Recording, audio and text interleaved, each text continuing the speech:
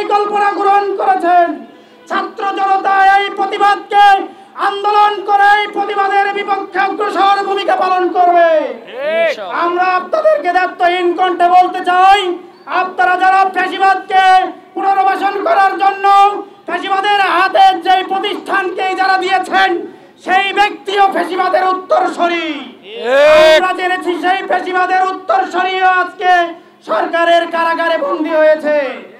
সুতরাং আমরা ছাত্র জনতার দায়িত্বহীন কণ্ঠে বলতে চাই, যারা এই ফ্যাসিবাদকে পুনর্বাসনের জন্য সামনের দিকে পরিকল্পনা করছেন, যারা এই ফ্যাসিবাদকে সামনের দিকে অগ্রসর করার জন্য ছাত্র জনতার 2000 ছাত্র জনতার জীবনকে অকাতরে বিলীন করে দিচ্ছেন, তাদের বিরুদ্ধে আমাদের ছাত্র জনতা এখনো সোচ্চার আছে। আমরা সকল ছাত্র জনতা বলতে চাই, আমরা যে পরিকল্পনা নিয়েছি, এই পরিকল্পনা হলো এই মিউজিয়াম হবে আমাদের অসংখ্য শহীদ, অসংখ্য বঙ্গুত্ব বরণকারীর মিউজিয়াম।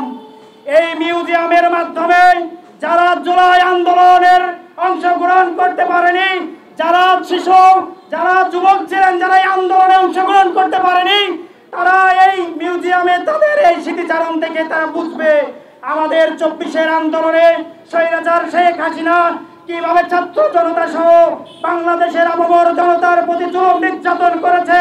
এই প্রত্যাশা নিয়ে আমরা এখানে দাঁড়িয়ে